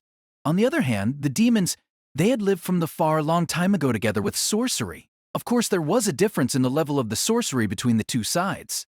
It was like a primitive man equipped with a stone spear was challenging an army that built a fortress, lined up with machine guns. From the start, it wasn't even a battle. It was undisputably a massacre. No way. With a creaking sound, the bone raised a scream. The pressure gradually became stronger. Before long, it would surpass the limit of human strength. No, I don't want to die yet. Ayumi's whole face paled from the approaching gruesome death. She wanted to scream. But the supergravity pressured her lungs. Not even a scream was permitted. She also couldn't ask for help. The Baphomet was only pointing its thumb below. That was it. How could something this unreasonable be allowed? Tears came out. Even so, inside her heart, Ayumi desperately, "Help me, Dashimura-san!" Suddenly, she yelled the name that appeared in her mind. That moment, Barine, with a sound as if a glass was broken, suddenly the punishing pressure on the body was released. What was broken was Baphomet's gravity bind. Ooh, you guys? Is everyone still alive? The black magician flying from the other side of the sky leading the reinforcement, evil god user Kamishiro Homura. He detected the allies' danger from afar and went ahead solo. Homura let flew a magic power slash and broke Baphomet's gravity bind. From behind him, the panicked Sumika let out the maximum output of ad raid in pursuit. Ho, Homura-san! Please don't fly ahead by yourself so suddenly. My bad. It looked like it would be bad if I don't interfere a little faster there. If that's so, please say a word first. Certainly Homura-san is strong, but while Ariel is working, you cannot use your full power, right? What are you going to do if something happens while you rush ahead by yourself? The right to command for this reinforcement is entrusted to me, so I won't tolerate any more rash actions. Got it. So don't yell at me with your face that close. I'll kiss you, you know. What are you saying in this time of crisis?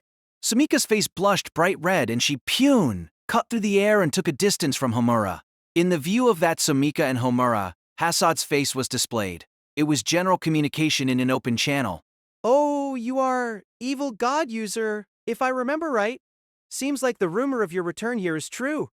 Sheesh, you really saved us there. Like this, it's the second time I got my life saved by you. Old man Hasad, huh? It's been 5 years since I saw you. How much damage at your side? Thanks to you, there is no one dead, but there are a lot heavily injured. I want to pull back the defensive line temporarily and rally back our formation. Lend us your hand. That's how it is, leader. Dude, don't call me leader just when it's convenient for you. Suddenly having the attention directed at her, Sumika cut in between Homura and Hasad a little sullenly. You are Lieutenant General Hasad of the 7th Division, isn't it? This is the 101st Trainee Platoon Leader, Hoshikawa Sumika, that is entrusted with the right of command of the reinforcement troops. Ho! Then you are the rumored S-rank magician. It's my honor to meet you. Thank you very much. Dash, I have understood the situation of your side. From here on, we are going to move to reinforce, so please prepare to retreat. Got it. I'll leave it to you. Having said that, Hasad cut the communication. Surely he was preparing the retreat operation. Sumika, who confirmed that the transmission with Hasad had been cut, then sent a transmission towards all platoons that were flying behind her. It's exactly as we heard. From here on, we will reinforce the preceding troops. All the trainee platoons don't face the night class independently by all means.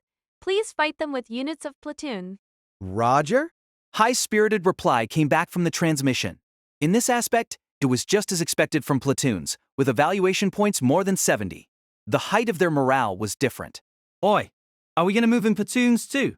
Suddenly, Omura asked Sumika directly from the side. The ability of the 101st member was fairly high. Of course, Sumika was also of the same opinion as that.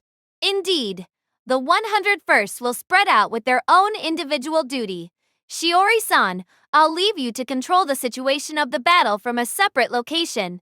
Please perfectly fulfill your role that is demanded of you from all the units just as usual. Sumika first gave instructions to Shiori. Shiori smiled wryly a little inside her heart from the content of that instruction. My, you unexpectedly said that cleverly, leader. Shiori usually did only the minimum work as an operator in her duty at the 101st Platoon. In other words, she cut corners. But she fulfilled the minimum required work perfectly. Using that habit back against Shiori herself, Sumika reminded Shiori that, I'm thinking that you are someone that perfectly fulfilled your duty as operating proportion with the situation, you know. In other words, you are telling me to not cut any corners, right? I understand already. Sumika nodded in satisfaction from Shiori's reply. I'm counting on you. Chikori-san, please move independently, following Shiori-san's instruction and rescue the allied platoon. Can you do that? Absolutely no problem.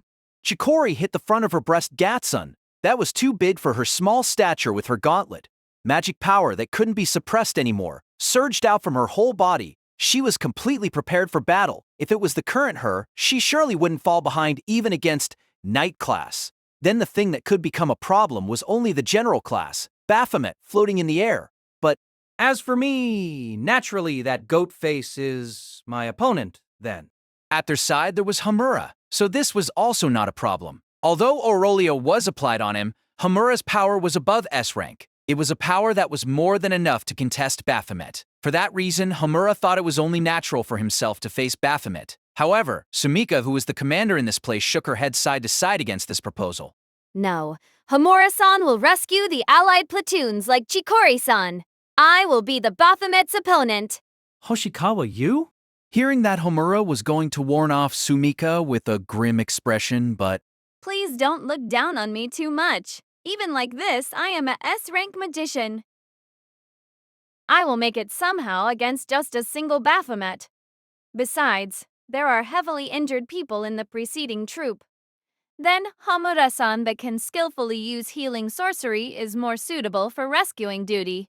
I'm not too skilled at healing sorcery. Dead humans cannot go home. Those are the policy of how I operate my unit. You are going to obey, aren't you? After all, Hamura-san is my subordinate. Hamura was countered back in return. Sumika wasn't trying to take up the Baphomet as her opponent because of her vanity as a S rank. To live, this is not a change from when she was little. It was the right person in the right place under the girl's policy. To live. After all, Hamura also had the same ideal. Okay, but I'm gonna cut in if the situation goes bad. Sumika nodded back towards Hamura's reminder. Then, all members, mission start. Right after the operation's commencement, it was Shiori who first showed the earliest movement. While everyone else was heading to the area where battle was in progress, she remained alone in that place. Connection start access. She activated her worn arms. That was a mechanized staff. The sorcery cord that was attached at the tip of the staff shined in bluish white. Then the mechanized part at the tips of the staff opened like an umbrella. When Shiori separated her hand from the staff raised until above Shiori's head by itself. It began to rotate in circles. At the same time, it began to display a great number of display frames around Shiori. Shiori operated those displays with her fingers, as if she was a pianist that was playing the keyboard. Begin analysis of enemy force. Simultaneously draw up the numbering and marker. Synchronization with the mission map. Begin transfer of control of mission log. Damage confirmation. Damage data reconstruction complete. Enemy forces trend analysis from the reconstructed mission log. Adding the analysis content and reinforcement units battle power. Resetting the tactics table. Courses all clear. System online. the battlefield from now on. Saying that, Shiori hit the enter key of the display frame that was displayed using magic power particles. Dash instantly, a change occurred at the brain of all the people that were on that battlefield. What is this? The one who raised that voice was a member of the 7th Division that was isolated on the battlefield. Because of the gravity attack just now, his air raid was broken and he opened the mission map in order to retreat. Therefore, he directly witnessed that change happening. The mission map had the appearance as squares that was like a chessboard projected inside his brain until now. Until now, it only displayed the data of the rough position of him and his allies with points of light markers on top of it. That mission map was now entirely rewritten. Not to mention terrain data and the detailed distance between him and his allies, there was also the data about the current condition of his allies. On top of that, even detailed information of enemy position and what kind of demon it was. Complete with its detailed battle power, it was no exaggeration to say that everything of the battlefield was displayed there. The mission map had been transformed into a super high-precision mission map that he had never seen before. At the same time, Shiori's voice reverberated inside the brain of everyone on that battlefield. I apologize for the sudden intrusion. This is the operator of the 101st Trainee Platoon on Joji Shiori. While impolite, I've hacked everyone's brain and re-established the communication system. It is now unified with a system of my own creation, Heaven Voice Oracle.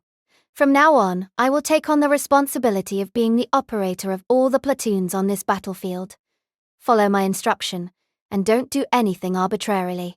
If everyone does that, then I'll promise that everyone will return back safely. He was dumbfounded from those words. Impossible. Even though there is not even a minute since the reinforcement came, she already hacked the brain of all the people in this place and seized control of the mind communication system. Moreover, to make this kind of system that displayed accurately every single one of the enemy force while doing all that. Just how many processes was she doing in this one moment? That thought's speed and calculation ability far transcended the performance of a human brain. Well then, I'll send my ghost to everyone's view, so the isolated platoons please follow her instructions. Together with those words of Shiori, an SD character that looked really similar with Shiori was displayed while raising pawn, an oddly cute sound. The girl appeared and flew in the air flappingly. This way, this way. It's really safe. As if to guide the isolated platoon members, she gave instructions of direction by pointing repeatedly with her finger. It was a route where he absolutely wouldn't encounter the enemy and reach the allies' location, derived from enemy's position in real time, and enemy's movement pattern that was derived from the mission log and demon data from the past. By using this, the retreat succeeded without anyone, even the isolated platoon members, being left behind. It was only natural. Where was the enemy located? Where were they going? Because they knew everything, there wasn't any way they would encounter any demons. And then, to know that kind of information, it was largely effective not only for escaping, but even for attacking. 10 seconds until the encounter. The enemy is still not noticing. Yasha! At a different location on the battlefield, a 7th Division's platoon that was not heavily injured yet came out to the front line in order to cover for the retreating platoon. Following the ghost's instruction, they jumped out from the building's cover and concentrated fire at the enemy's flank. The demons died without even noticing that they had received an ambush. That extremely one-sided encounter made one of the platoon members laugh loudly. This mission map is just too awesome. After all, the enemy's position was totally exposed from this side. On top of the non-existent possibility of receiving surprise attacks, even in the worst case, their side could launch an ambush as they pleased. They could always take the preemptive attack no matter what. For the people who were fighting on the actual scene, there was nothing more they could be thankful of than this. Yeah, really. With this, I don't get any feeling we can lose. Operator that can process the enemy's movement in real time. I thought only the S rank in Shanghai Lifesphere can do this. Wonder is she can quickly graduate and come to our place. The National Defense Magicians followed the ghost's instructions and decreased the enemy marker from the mission map rapidly. Among them, there was one person that vanished 3 until 5 enemy marker from the map just in an instant. It was Ichinotani Chikori. Here I go. Sure kill magic that I just thought yesterday. While the girl trampled down the rubble, she faced 5 two-horn Knight-class bicorns that were charging at her. Chikori herself was also not hesitating and ran at them from the front. And then midway, she grasped an electric pole that was entangled in ivy. Then she pulled it out from the asphalt using the superhuman strength of her hero skill, pulled it out from the asphalt using the superhuman strength of her hero skill Herculean strength. Thunderblade. She swung it at the 5 bicorns that were charging at her in a parallel line. The crowd of bicorn that was struck from the side by the huge lethal weapon that was swung by an ogre's physical strength was blown away until the faraway sky while scattering blood spurt. 5 markers were extinguished from the mission map altogether. However, Chikori's expression turned into dissatisfaction from the feedback of her attack. Ah, so that's how it is. There was no more electricity flowing through this place. Moo. This is a technique where I need to choose the place to use it. In Chikori's mind, she expected that the instant the attack struck the enemy, electricity would run through the enemy with berry diddy sound while they got shocked by electricity. Chikori's face was a little dejected that she couldn't do that. The isolated platoon that was saved by such a girl could only stare while gulping their saliva. Hey, amazing. 5 bicorns got turned into stars with one swing just now. That's something stupid but still awesome. The Thunderblade, well, let's leave that aside. Is everyone there okay? No one injured? Perhaps she had given up. Chikori lightly threw away the electric pole and moved towards the platoon that she had reinforced. But, at that time, the ghost that was projected in Chikori's view tensed its expression. Key! Kewpie, N. Chikori-chan. 3 wyverns are rushing here from the sky at 5 o'clock. The winged dragon, night-class wyverns that were in the distant sky, were heading to Chikori with their jaws opened, rushing at her direction. The ghost informed Chikori of that. If it was usually, a surprise attack of wyvern from the sky was guaranteed to succeed. After all, humans were extremely weak towards attack from the sky. However, the system that Shiori constructed had detected that surprise attack right from its earliest stage. Leave it to me. Therefore, Chikori could easily deal with that. She gathered her magic power in front of her chest, forming a large bullet of light the size of a basketball. And then, Go. kicking that ball, it was shot towards the 3 wyverns that were rushing here from the faraway sky. While breaking through the wall of the speed of sound, the bullet rushed through the sky with absurd speed, approaching the wyvern in the middle of the 3. That speed was even faster than when Chikori shot down the target this afternoon. However, here the targets were also night-class demons. Yan Gyan Gya! They largely opened their mouth that was lined with disordered teeth and howled something. Suddenly their movements became quick. It was likely that they were using a type of sorcery that increased their own quickness. The wyverns, possessing an estimate 3 times the sped-up mobility, evaded the light bullet that was approaching its supersonic speed. Then, keeping that speed, they charged at Chikori. The current Chikori had just finished her attack, so she was defenseless. If she was attacked then, she couldn't dodge. Dash. Yet. Secret technique multiplying miracle ball. The instant Chikori smiled daringly, the fired light bullet swelled up in the sky and burst out. The basketball-sized light bullet exploded, scattering in every direction ping-pong-sized light bullets. It was completely like a firework. Correct. This attack was a box shot that had the assumption that it would be dodged from the beginning. And then the scattered light bullet made the wyverns into beehives from the back. The wyverns, whose bodies were now full of holes, fell powerlessly to the ground, turning into dust. Strike. Yep, this one feels really useful. Pachi, pachi, pachi? Thank you. Chikori smiled bashfully from the ghost's applause. It was the talent of Chikori that bloomed from Homura's interference. It was not only a pure magic power. How to use that excess magic power, and what kind of way that could apply that magic power to be even more effective. There was no doubt that Chikori's battle sense that worked out one technique after another which didn't exist in any manual that suited herself was something natural. And then, if one were to speak of the person himself who made that talent bloom, Mini Shiori, where to next? Homura didn't go to the battle proactively. Instead, he followed the ghost's instruction and went to reinforce the platoon that were isolated and had heavily injured persons as his priority. This way. It's straight ahead from here. In the mission map, at his view, there was 3 ally markers that was isolated from failing to retreat. When he read the detail of the marker, it displayed the 27th trainee platoon. The 27th trainee platoon, so it's the platoon of Koga and her group. Master's acquaintance. They are classmates. While answering the question of Vel, who was in the shape of a sword, Homura recalled how Anna was saying in the afternoon that they had patrol duty today. Marker of demons were gathering one after another around the marker of Koga and her group. If it kept like that, then they would be surrounded and annihilated. We are speeding up. I'm just a vision inside your brain, so I'm not actually doing anything, even though I'm following you around like this, you know? Now that you say that, that's right, huh? Then here we go. Saying that, Homura drove his own body into even more speed and flew through the sky. On the other side, at the direction where he went, Isn't this really bad? 'Cause our ally is backing down, they all are gathering here, ain't it? the 27th trainee platoon was unable to retreat and continued to fight on the spot. Linking up with Anna that was on top of the steel tower, they were intercepting the demons that climbed past the mountain of rubble that was functioning as a blockade. Why were these girls not running away? The reason was, Rose, you still cannot cut it? It's no good. I can't make even a single cut. behind Anna there was Ayumi there whose lower body was sewed to the ground by a large amount of white strings. It was an earth spider's mucus string.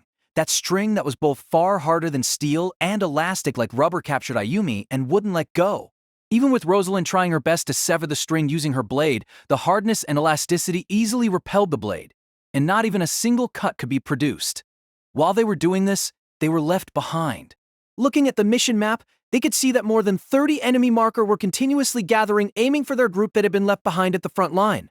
Ayumi yelled in such a despairing situation. It's fine already, Rosalind-chan. Anna-chan, just leave me behind. Rejected. There is no way we can just abandon Kagachi. It's just out of the question. But if it keep like this, then everyone is... They would be dragged down with her because of her fault. Those words that were colored by self-condemnation were interrupted by Anna's smile. It's okay. Besides, if we wait just a little more, see there? Along with those words, Anna looked up to the sky. Over there, Homura that was wrapped in wind literally came flying. Homura-san. Joe, looks like I can't say that you are safe, huh? Looks like the earth spider got you. It's frustrating, but my sword skill cannot cut this. Sorry, but lend me your help. I came for that even without you telling me, you know. First, I'll clean up the small fry around. Just wait a sec. While saying that, Homura raised his left hand that was not holding the sword above his head. Hundreds of all kinds of spirits and goblins. Pandora box. He invoked a dimension element 5th grade sorcery. What appeared on top of his raised left hand was a small shining cube the size of a Rubik's Cube. That cube was suctioning the surrounding air all together with the demons. Whether it was the goblins moving while hiding between the building cover, or the gargoyles in the sky holding a lance that it was going to be thrown, or the earth spider pushing its way through the rubble, everything was indiscriminately and randomly swallowed continuously. Finally, the more than 30 demons and their surroundings were all settled inside the cube. It was a harvest that remarkably deviated from the volume of something in the size of a Rubik's Cube. However, that was a mystery of sorcery. It could locally transform the space's scale factor to gather a large amount of enemy into a space the size of a human palm. And then, whoops! Homura used the black sword he held in his right hand to vertically cut apart that cube where the demons were stored. Naturally, what was cut included the demons inside. Instantly, the cube was destroyed, and then along with a flood of fresh blood from inside, the corpses of the besotted demons flew out. The demons that numbered more than 30 were all gone in a single stroke. With that skill and relaxed attitude, rather than calling the act a massacre, it should be called as a cleanup. In the surrounding 100 meters, new shadow of enemy. After the ghost's voice confirmed the enemy's annihilation, Homura slowly descended down in front of Ayumi. And then, You guys done well to hold out until now. I'll help you now. Homura cut up the earth spider's string that was restraining Ayumi easily like cutting butter. It's really got cut so easily. It feels like I'm losing my confidence when I see this.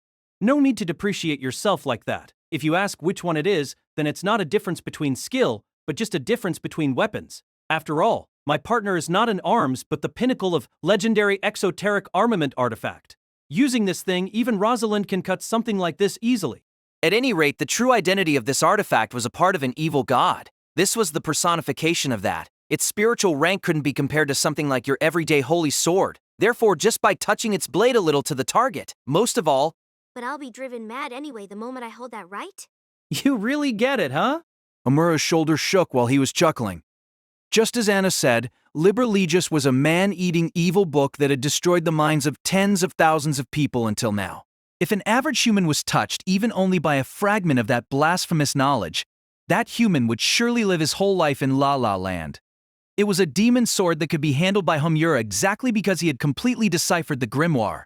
Come on, if you can move now, then quickly regroup with the main force. Thank you very much. Homura-san has helped me so many times. It's only obvious to save an ally. You ain't need to say thanks or anything. Homura sent back Ayumi's gratitude curtly. But, after saying that, he looked up to the sky. If you want to say thanks no matter what, say it to the one that right now is properly holding back the most troublesome guy. At the end of that gaze was the cloudy sky. There were falling stars there, golden and red light. The two falling stars trailed lines of light behind them with terrific speed while crossing the sky. Sometimes they collided, blinking while scattering sparks. Correct. Homura could run around like this reinforcing other squad was because the monster that cornered the preceding squads almost into annihilation just by one attack. The general class demon Baphomet was being continuously held back by only a single magician. Don't look down on me, huh? Just saying that? Is something great already? Far above, at the height where it almost even reached the clouds, collisions of stars were repeated. Star with golden brightness and star that shined with ominous blood red entangled with each other in a dogfight. Sumika and Baphomet's aerial fight at subsonic speed didn't yield even a single step at each other, and it became a fierce struggle. That reality exasperated the general class demon Baphomet into irritation. The race called Baphomet was a prominent magician even in the demon world. It was shameful to be unable to overcome a human at a sorcery battle. Unbeknownst. Howling something with pronunciation that a human couldn't comprehend, the demon thrust out its right palm at Sumika, who was in pursuit. Instantly, a bluish-white giant magic circle was deployed with the palm as the center. From there, several dozen spears of ice were fired. This was also the technique of the demon world that was far more advanced than the human sorcery culture. A single shot of that ice spear couldn't be defended just by a single sorcery barrier of a human. There were dozens of such spears. In addition, the Baphomet shot those out in rapid fire like a machine gun. But Sumika didn't falter against that. Without even decreasing the magic power she burned as fuel for air raid, Sumika maintained her speed and flew at the barrage of ice spears. And then, with compressed chanting that was shortened until the very limit, Sumika invoked a dimension element third-grade sorcery space curve. It twisted the space itself in front of her. The ice spear too couldn't move straight with the space itself twisted. Smoothly, the spear's trajectory changed as if the spears were avoiding Sumika, flying at the wrong direction. Correct, just receiving everything with a sorcery barrier was not the defense method of a magician. Certainly the Baphomet had the advantage in firepower, but Sumika was the one who was extraordinarily skilled in taking instant decisions. That quick wit didn't allow Baphomet to land a decisive blow. And then, even in the offense aspect, Sumika was gradually pressuring Baphomet. After dodging Baphomet's sorcery, this time it was Sumika who commenced the attack. Preparing her two revolvers, Sumika shot all the total of 12 bullets loaded into the magazine in an instant. Naturally, Baphomet didn't just let itself get hit by those easily. The speed of the bullets was roughly in the speed of sound. Then if it just moved faster than that, it would be easy to evade. Baphomet used acceleration sorcery on itself and broke the sound barrier instantly to soar in the sky. Shooting at it was meaningless with this much speed. That was how it should be, yet... Suddenly, Baphomet leaked out cries of pain and its movement was dulled. The reddish-black liquid scattered at the surrounding air was Baphomet's blood. If one was looking, there was 12 holes opened on its body. The bullet that should have been evaded, that it should be able to evade, had all hit it. Baphomet was confused by that mystery. But it was only something natural from Sumika's point of view. Her contracted heroic spirit, Billy the Kid's quick shot wouldn't miss. The shooting of that hero who carved his name as legend was a devilish technique of absolute accuracy that bound the cause and effect of imprint. At the same time of imprint, that devilish technique already didn't need the process of shooting the bullet before the bullet hit the opponent. It was a curse that created wounds due to the effect of absolutely hitting the aimed opponent the moment the firing hammer of the gun hit the detonator of the bullet. Sumika wasted no time to unleash Chantless Photon Bullet in pursuit of Baphomet, whose movement was dulled. Even with Baphomet immediately deploying a barrier to defend against that, the instant the Photon Bullet impacted the shield, Sumika reloaded her revolvers once more and unleashed Quick Draw, gouging new holes at Baphomet's large body. That anguish reverberated in the sky. The shooting that passed through even the barrier steadily weakened Baphomet. The struggle of aerial fight was already in the process of breaking down. Sumika had already grasped the premonition of victory, while Baphomet was certainly hearing the footsteps of defeat behind it. During such happening, a certain strategy flashed in the mind of the demon who had a premonition of its own defeat. Baphomet ascended further above while scattering blood from its wounds. It climbed until the height where the back could even touch the clouds. And then it raised both its hands above its head and chanted a spell with the language of the demon world. Above its hands, it created a light bullet with diameter around 5 meters that emitted aurora just like the sun. Was that an energy bullet created from magic power? No. Sumika realized its true nature in a glance. A fake sun it was not.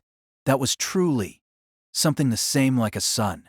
It was a super high-density plasma body, made by extremely condensing space and atmosphere.